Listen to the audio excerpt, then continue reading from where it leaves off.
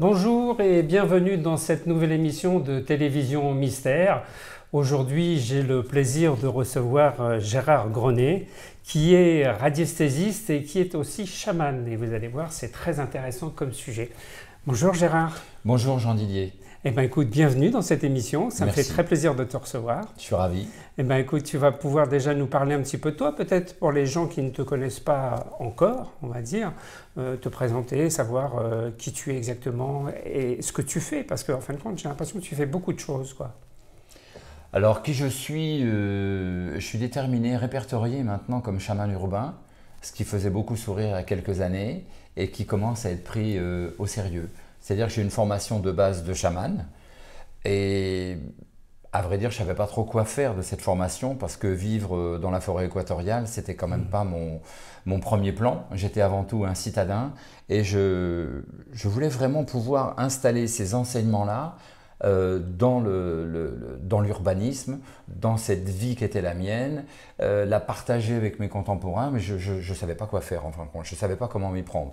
Et de nombreuses années plus tard, je suis arrivé à déterminer de quelle façon je pouvais m'y prendre, parce que le chamanisme aujourd'hui, c'est quelque chose qui est devenu complètement contemporain, c'est à la mode, c'est tendance, on va mettre ça de côté, parce que c'est avant tout une vraie réalité. Donc qui je suis? Chaman de formation. À ce chamanisme empirique, on pourrait dire que j'ai ajouté des techniques énergétiques, j'ai appris beaucoup de choses, j'ai suivi des enseignements parce que j'avais ce syndrome de l'usurpateur qu'on connaît tous. Voilà, je voulais absolument maîtriser ce que mes collègues et contemporains faisaient eux en Europe. Moi, avec mon savoir de chaman, ça ne correspondait pas forcément. Donc les techniques énergétiques m'ont amené à pouvoir contemporaniser, urbaniser mon chamanisme empirique. Et ensuite, il y a eu la prise de conscience quantique qui a cimenté un petit peu l'ensemble. Il y a aussi, quand on parle de tout ça, il y a aussi la radiesthésie qui tient un rôle très important et prépondérant presque même dans ce que tu fais jusqu'à présent. Est-ce qu'il y a un lien direct d'ailleurs entre la radiesthésie et le chamanisme? Un lien plus que direct. Quand tu regardes mon cursus des formations que je propose, on commence par la radiesthésie. La radiesthésie, l'art vibratoire. Parce que tout est vibratoire. C'est ce que j'ai appris avec les chamans, c'est ce que la physique quantique corrobore en ce moment, avec d'autres terminologies, mais elle dit exactement la même chose que les chamans. Et effectivement, commencer l'ouverture de sa voix par la radiesthésie, c'est comprendre un petit peu comment tout ça fonctionne. C'est comprendre qu'on est dans un univers de vibrations, de rayonnement, de fréquences, qu'on est nous-mêmes vibration, rayonnement, fréquence, et qu'on va pouvoir s'installer au milieu de tout ça et sélectionner ces fréquences. On pourrait dire que la radiesthésie, via le pendule, le fameux pendule, c'est la pendulothérapie. C'est-à-dire, c'est comprendre, c'est nous amener une notice de fonctionnement de notre univers, comment nous on fonctionne, dans quel univers, et pouvoir comprendre, comme les chamans nous l'enseignent, qu'on a différents états de conscience et qu'en fonction de notre état de conscience, on va s'installer sur un plan ou un autre plan. Les chamans parleront du monde ordinaire et du monde non ordinaire. C'est complètement inhérent à la conscience ordinaire et la conscience non ordinaire. C'est-à-dire qu'en fonction de l'état de notre pensée, de notre état vibratoire, on va pouvoir être connecté à ce que les chamans appelleraient le tonal, le monde ordinaire, ce qu'on pourrait déterminer comme la conscience analytique, le cerveau gauche. D'accord. Mais on peut très bien, une fois le pendule lancé, s'apercevoir qu'on va transiter vers le cerveau droit, vers ce que les chamans appelleraient le nagual, une conscience qui est beaucoup plus intuitive, extraneuronale. Et ça, c'est où je suis très content, très heureux, si tu veux, c'est de m'apercevoir. Moi, je me suis battu pendant presque 25-30 ans avec toutes ces histoires-là. Je me heurtais un petit peu à des moulins à vent. À cette époque-là, on me prenait un peu, voilà, ça faisait rire un petit peu, hein, plus que sourire et rire. Maintenant, comme je te le disais il y a un instant, la physique quantique donne les mêmes données. C'est-à-dire que la maîtrise spatio-temporelle, la métrique, pardon, spatio-temporelle et le voyage chamanique, ça paraît différent, c'est la même chose. Les différents niveaux de conscience, quand on voit le travail des neurosciences et du travail des chercheurs quantiques, À propos de la conscience, ils expliquent effectivement ce que les chamans ont toujours dit. On a bien 3 niveaux de conscience, comme je disais précédemment. Un niveau de conscience ordinaire, un autre non ordinaire. Et ce transitoire, cet autobus qui nous permet d'aller d'un milieu à l'autre milieu, c'est l'âme, ce qu'on va appeler le corps silencieux, le corps lumineux chez les chamans, qui nous permet d'aller d'un état à un autre état. On n'est pas obligé, quand on fait de la radiesthésie, de travailler sur ce côté chamanisme. C'est quelque chose de complémentaire. C'est quelque chose de complémentaire. On n'est pas du tout obligé de passer par la case chamanisme, mais quelque part, quand on a bien compris et surtout intégré en soi le processus, on a mis un grand pied dans le chamanisme sans même le savoir. Pour ma part, je pense qu'on est absolument tous chamans. C'est pas juste le titre d'un bouquin. Voilà. Voilà. Le livre, il est là. Effectivement, c'est important. Moi, ce titre, il m'a interpellé parce que, effectivement, tu dis, vous aussi, vous êtes chaman. Ça veut dire qu'on a tous cette capacité. C'est un petit peu comme la médiumnité. Parce qu'on dit souvent, par exemple, qu'on a tous une graine de médium en soi et qu'il faut la développer. Est-ce que pour le chamanisme, c'est la même chose?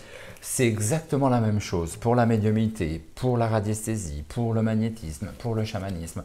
On sait tous courir, on n'est pas tous marathoniens. Donc parmi nous, il y aura des gens qui vont sortir du lot, qui vont travailler davantage, s'entraîner davantage, d'autres moins. Il y a une question de détermination, d'axe personnel de vie. Mais effectivement, on est tous chaman, et je pense que le chamanisme, il est quelque part tatoué dans notre ADN, et je pense que pour s'incarner en humain, il faut avant tout être validé comme chaman. Je pense que la nature, la source, la matrice, Dieu, le Nagual, on l'appellera comme on veut, détermine les choses de cette façon-là. On est avant tout chaman, on a ces potentialités en nous, et de ce fait, on peut s'incarner en être humain. Donc tu vois, je mets les choses carrément à contresens. Tout à fait. Par contre, ce qui est important de savoir, c'est qu'il n'existe pas de diplôme, on va dire, entre guillemets, ou qui est-ce qui va définir et qui va dire « vous avez passé cette expérience et maintenant je dis que vous êtes chaman et voilà, c'est comme ça ». Il n'y a aucun diplôme. Tu es consacré chaman par les chamans eux-mêmes. C'est-à-dire que… Oui, c'est une consécration. Voilà, c'est une consécration. À un moment donné… au-delà de pas mal d'épreuves, hein, faut pas croire. Souvent, on me demande d'installer des week-ends chamaniques. Tu sais, voilà. Et les gens pensent qu'avec une roue de tambour, etc., voilà, on va faire du chamanisme et on va être chaman. On va vivre des expériences relatives au chamanisme, certes, mais on ne deviendra pas chaman. C'est pas comme ça. Le chamanisme, il n'y a pas de cours, il n'y a pas de notes écrites, en transmission orale, il n'y a vraiment pas grand-chose non plus.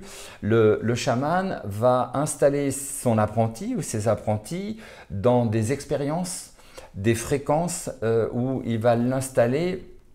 C'est très jusque-boutiste, hein. C'est quelque chose qui va faire installer l'apprenti chaman dans des circonstances où il va être obligé de dépasser sa conscience ordinaire pour se sortir du guêpier où on l'a mis. C'est très jusque-boutiste, hein. Et souvent, on est proche du danger de mort. On est souvent proche de ça. Et là, on est bien à cette évidence que ou on va mourir, ou on va trouver quelque chose qui est au-delà de nous. La conscience non ordinaire. On va rentrer dans le Nagual. Donc, tu vois, l'apprentissage du chamanisme, c'est quelque chose de difficile, de relativement long et de périlleux. Il faut vraiment être déterminé à vouloir comprendre, apprendre et aller jusqu'au bout. Mais on peut très bien vivre le chamanisme et construire son chamanisme personnel ici en Europe, en ville. D'accord. Donc je suppose que dans ce livre-là, tu expliques un petit peu tout ce que tu viens de nous dire. C'est quand même un pavé ce livre, il fait quand même plus de 300 pages, donc il y a beaucoup de choses, il y a des choses assez techniques aussi dedans, ou un espèce d'apprentissage entre guillemets? Oui, c'est ça. Si tu veux, ce livre-là, il est destiné aux gens curieux, ouverts, mais profanes, qui ne connaissent pas. Et je tente de leur donner l'envie d'aller plus loin. Donc, il y a des explications, certes, mais il y a des exercices. Et ce que je souhaite, ce que j'espère, c'est qu'au travers de ces propositions-là, à un moment donné, ils vont commencer à butiner, à faire des choses et à avoir des ressentis. Parce qu'avant tout, c'est une histoire de ressenti. Il faut expérimenter. Alors, Tout ça, c'est très intéressant par rapport au chamanisme, mais voilà, on a dit qu'on parlait aussi un petit peu radiesthésie dans cette émission d'aujourd'hui, parce que je sais que tu donnes des formations, par contre, sur la radiesthésie, tu donnes des cours, mais aussi tu fais des stages. Des formations, ce genre de choses comme ça. Donc là, c'est quelque chose qui est plus technique, en fin de compte, où on peut apprendre plus facilement, entre guillemets. Est-ce qu'on peut dire que c'est un art, d'ailleurs? C'est un art. Oui. C'est complètement un art, c'est pas une science, c'est pas une pratique rigide, c'est vraiment un art où chacun peut installer ses prolongements. C'est vraiment quelque chose qui va mettre en place cette faculté d'utiliser nos deux niveaux de conscience, analytique, cerveau gauche, et l'autre complètement intuitive. Intuition. Hein. On va installer un sixième sens. Et c'est simplement le fait, ça s'explique plus difficilement que ça ne se vit, la radiesthésie. Pour pouvoir comprendre la radiesthésie, il faut la pratiquer. En fin de compte. Mais néanmoins, je m'attelle à pouvoir l'expliquer parce que les élèves, les étudiants qui viennent en séminaire, ils veulent avant tout des explications. Explications qui va quelque part nourrir leur cerveau gauche, calmer leur ego, qui viennent interférer en fin de compte. Parce que ce qui va surtout gêner dans le process de la radiesthésie, c'est le doute. Voilà, l'humain, il doute. Mais est-ce que je suis capable? Mais est-ce que ça va marcher? Donc c'est ce doute qu'il faut arriver à driver au mieux possible. La radiesthésie, c'est vraiment s'installer dans un état vibratoire très spécifique pour passer dans un autre état vibratoire très spécifique. La radiesthésie va commencer toujours par un état de pensée très stratégique, très mental, très cerveau gauche, pour lâcher prise à ce mental et faire confiance au cerveau droit. Alors, moi j'ai une question qu'on a dû te poser 1000 fois, mais je vais te la poser parce que les gens qui nous regardent, je sais qu'ils se posent cette question-là aussi.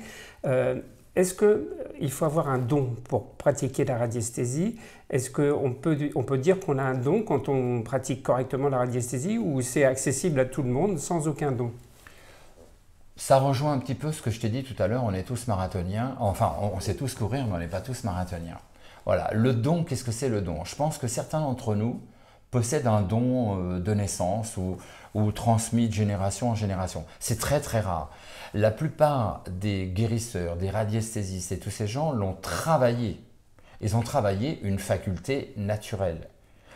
Ils ont une motivation, un travail, une répétition qui va faire qu'à un moment donné, ils ont une maîtrise, ils accèdent à une maîtrise. Le dernier bastion qui peut nous faire franchir l'étape du don, c'est toujours ce doute. Quand on n'a plus de doute, de l'extérieur, on peut penser qu'on a un don. En gros, hein, voilà. Croire, c'est recevoir. Plus on va recevoir, plus on va croire, et ainsi de suite. Mais il y a toujours le doute tapis dans l'ombre qui vient nous dire mais est-ce que tu crois vraiment que, est-ce que tu t'es pas trompé, est-ce que tu es capable, est-ce que le fameux syndrome de l'usurpateur, toujours lui qui vient nous embêter. Et c'est ça qu'il faut arriver à dompter au mieux. Dès l'instant qu'on n'a plus ce doute, je dirais oui, tout le monde peut faire de la radiesthésie. Oui, c'est ouvert à tout le monde. C'est ouvert à tout le monde. C'est avant tout, exactement comme le chamanisme, un travail de développement personnel. D'accord. Alors, le pendule, c'est pareil, je te pose des questions, hein, voilà. Est-ce que c'est quelque chose qu'il faut programmer? Parce qu'on parle des fois de programmation, il faut l'inciter à dire oui, à dire non. Est-ce qu'il y a des codes spécifiques qu'il faut mettre en place avec son pendule? Ou est-ce que le pendule, on le prend et il marche tout seul, tout simplement? Non, il ne marche pas tout seul le pendule. Le pendule, c'est une antenne de prolongement de nous-mêmes. Il va amplifier des micro-contractions musculaires très fines internes. On a des capteurs, des récepteurs magnétiques qui contiennent du cristal de magnétite qui vont se mettre en mouvement dès l'instant qu'on est en syntonie. La syntonie, c'est ce process qui fait que si je pense à quelque chose, si je pense à quelqu'un, j'envoie un rayon mental à ce quelque chose ou ce quelqu'un qui reçoit ce rayon mental et qui va émettre son propre rayonnement personnel, spécifique, en retour réflexe. C'est le principe de l'émetteur-récepteur. C'est exactement ça. Nous sommes des émetteurs-récepteurs. Nos cellules sont des émetteurs-récepteurs. C'est le problème de la syntonie. Nos cellules, elles sont capables de s'installer sur une fréquence précise comme une radio FM, exactement de la même façon. Quand elles sont sur cette fréquence précise, elles sont en syntonie. Là, on va avoir nos fameux récepteurs magnétiques, nos 16 capteurs qui vont se mettre en fréquence, qui vont installer des micro-contractions musculaires très très fines. Simplement, il n'y a que notre inconscient qui est au courant de ça. Notre conscient, il n'est pas au courant. C'est-à-dire que c'est fin comme notre respiration automatique, notre digestion automatique, la circulation de notre sang automatique. On n'en a absolument pas conscience. Et bien, ces micro-contractions, elles sont fines comme ça. Donc, sans pendule, on ne va pas pouvoir les percevoir. Par contre, avec un pendule à la main, on va avoir une amplification de ces micro-contractions musculaires. À ces amplifications, à ces mouvements pendulaires, on va installer une convention, un langage binaire, oui, non, etc. On va parler de la fameuse convention. De telle façon, quand mon pendule réagit de telle façon, ça veut dire oui, de telle autre façon, ça veut dire non. Et on va démarrer avec ça. Après, il y a d'autres outils, ça peut être beaucoup plus sophistiqué que ça. Mais le démarrage de la radiesthésie, c'est ce fameux oui, non qu'on peut identifier. Sinon, impossible. Alors, et le mental et l'intuition par rapport à tout ça, c'est pareil. J'ai souvent entendu dire que quand on était trop dans le mental ou quand on basculait dans le mental, du coup, le pendule, lui, ne fonctionnait plus ou ne répondait plus correctement. C'est exactement ça. Je pourrais te répondre que la radiesthésie est infaillible. Le seul problème, c'est que c'est un être humain qui tient le pendule, qui lui n'est pas infaillible. Voilà, tout est là. Si on est dans la bonne configuration mentale, ça marchera tout le temps. Si on ne l'est pas, ça ne marchera pas, ou on croira que ça marche. On va être dans une forme de charlatanisme, on va croire, on va penser que là, on est en train de travailler en radiesthésie, on est simplement toujours calé dans le cerveau gauche, dans le mental, et on fait dire à notre pendule ce que l'on souhaite qu'il nous raconte. Donc effectivement, à partir de ce moment-là, il n'y a plus de cohésion et ça ne fonctionne plus comme ça devrait marcher normalement. Complètement. En fin de compte, il faut toujours être dans l'intuition et se laisser porter par son intuition. Complètement. Il ne faut jamais basculer dans le mental. Non. C'est un peu comme en matière de voyance, quoi, Bien ou de sûr. médiumnité.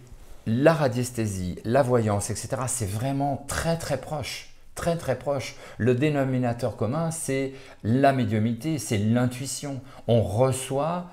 on a une perception qui vient de notre cerveau droit, qui vient d'un certain état, une transe légère, on n'est plus en onde bêta, on est en onde alpha. Quand on est dans la pensée cartésienne, active, etc., si on nous installe un fréquence-mètre sur la tête, il va nous indiquer 15 à 30 Hz, 15 à 30 vibrations secondes.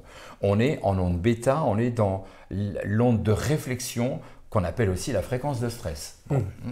Si on se met dans un état de pensée douce, relaxé, un état de méditation, un état de contemplation, si on est en train de désherber le jardin, d'aligner les pommes pour faire une tarte, dans un concept créatif, en train de faire de la radiesthésie, là, on va voir que ce fréquence-mètre indique la moitié. Il n'indique plus 15 ou 30 Hz, il va indiquer 7 à 15 Hz. On est descendu dans une fréquence beaucoup plus basse qui s'appelle la fréquence alpha. Et dans cette fréquence-là, on va avoir la réception. On est complètement en mode intuitif. On n'est plus du tout en mode mental. Et autant notre thalamus, ce pacemaker cérébral, faisait fouette cocher sur nos neurones, quand on était dans le premier état, bêta, celui du mental gauche, autant il est complètement sur pause, lui et sa cavalerie se mettent sur pause, et il passe le bâton de relais au magnétorécepteur, qui sont des petites cellules qui contiennent du cristal de magnétite, et de l'aimant naturel, et qui se mettent en résonance avec la fréquence terrestre. Ça, c'est assez exceptionnel, parce que dès l'instant qu'on est dans un mode intuitif, on est en résonance avec la fréquence terrestre, qu'on appelle la fréquence de Schumann. On est entre 7, 12, 15 Hertz. C'est quand même assez exceptionnel.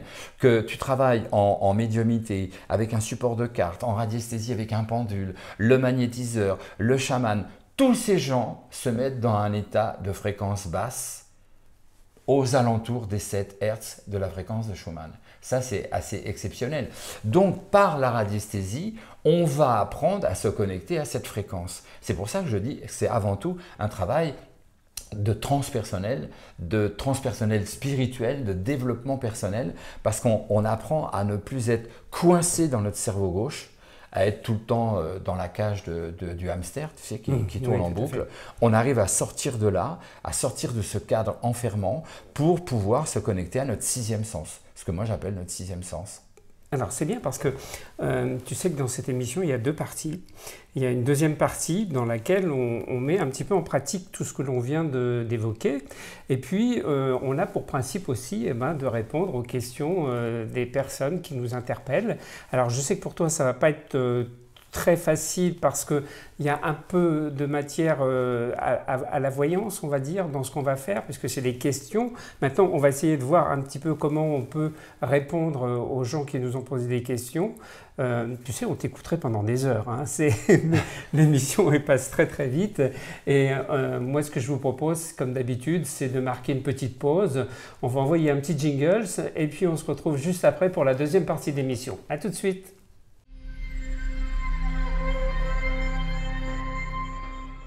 Nous nous retrouvons donc pour cette deuxième partie avec Gérard Grenet qui va se livrer à quelques petites expériences. Je sais que la tâche est compliquée parce que ce n'est pas vraiment de la vraie radiesthésie, il y a un petit mélange avec tout ça de voyance, mais on va essayer quand même de tenter l'expérience. Et je te remercie en tout cas d'avoir accepté. Alors, la première question, c'est Sandra qui habite à Barbezieux. Qui nous pose cette question. Elle est née le 24/03/1967 et sa question est de savoir si elle va reprendre ou pas son travail. C'est quelqu'un qui a des problèmes de santé, qui est arrêté depuis un certain temps et voilà, elle voudrait savoir si sa santé va s'arranger et si elle va reprendre son travail. Je peux te donner la petite fiche si tu veux. Alors en fin de compte, tu as besoin de la fiche comme témoin en fin de compte. Alors voilà, ce qu'il faut, c'est que j'arrive à me connecter, à me brancher, passe-moi le terme, auprès de Sandra. Si je ne me connecte pas spécifiquement, vraiment d'une façon très proche à Sandra, je n'aurai pas de réponse en radiesthésie. D'accord. Ensuite, il va falloir que je précise, parce que est-ce qu'elle va reprendre, c'est pas assez imprécis, va reprendre son travail. Est-ce qu'elle va reprendre son travail son activité, avant l'été, cette année Dès l'instant qu'on veut obtenir une réponse précise, on est obligé de poser une question très précise. Ça, c'est en radiesthésie, il n'y a que comme ça que ça fonctionnera. Donc, je vais peut-être affiner la question.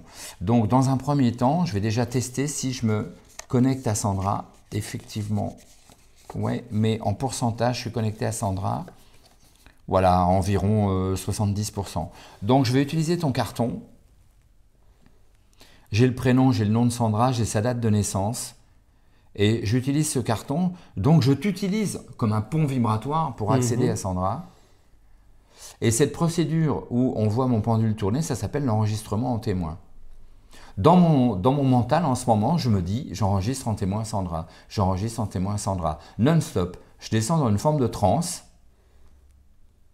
C'est un peu la transe du tambour chamanique. Hein. Voilà, c'est une répétition qui va me faire descendre jusqu'au moment où, voilà, stop, connecté à Sandra. En pourcentage, connecté à Sandra.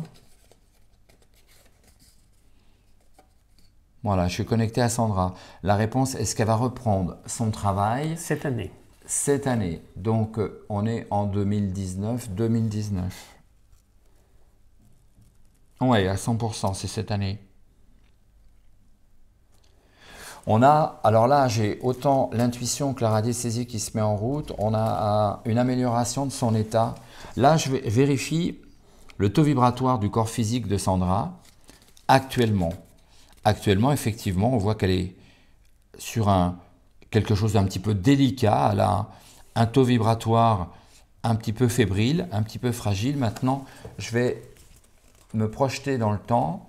On va se mettre sur l'été, on va dire le mois de juillet. Sur le mois de juillet, voilà, ce taux vibratoire du corps physique, pour ma part, il va remonter. Voilà, il remonte vraiment bien.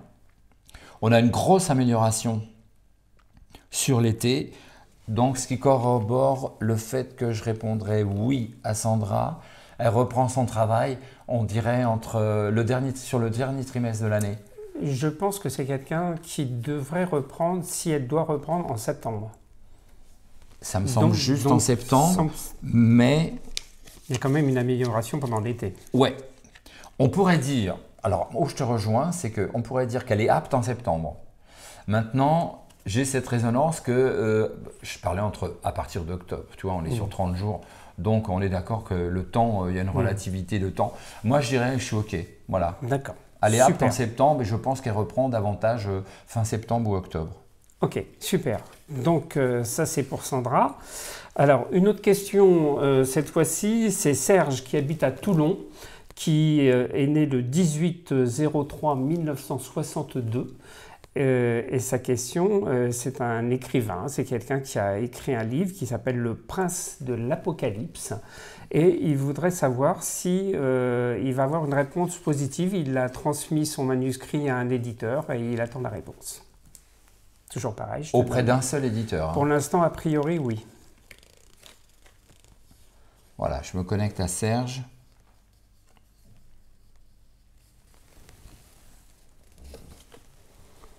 Là, je vérifie mon niveau de connexion à Serge. En pourcentage, je suis bien connecté à Serge, mais je suis à 80%. Je veux avoir 100%. Je vais utiliser la même méthode que précédemment avec Sandra. J'enregistre en témoin.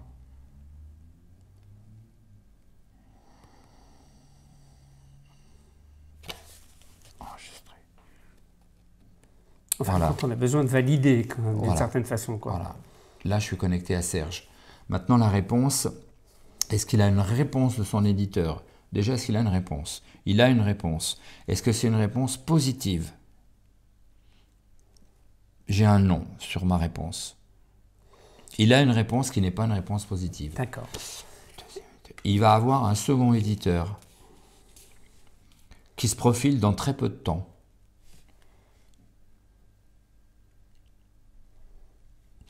À se demander si ce n'est pas l'éditeur qui le démarche directement. Il y a quelque chose qui va se passer dans ce genre de choses-là. D'accord. Donc là, c'est plutôt quelqu'un qui vient vers lui directement. Ou c'est quelqu'un qui vient vers lui, ou c'est quelqu'un qui vient de la part de ce premier éditeur qui ne fera pas suite.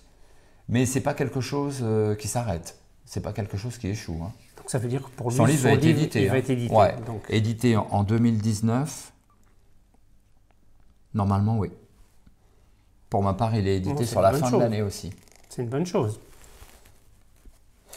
Écoute, c'est vraiment très intéressant. En tout cas, je pense que Sandra et puis Serge seront ravis de cette réponse parce que c'est toujours important quand on attend un résultat d'avoir un petit peu un feedback comme ça. Et puis, effectivement, on voit que ce n'est pas toujours évident. Alors moi, je voulais te poser une question parce que j'ai vu que tu avais oui et non devant toi.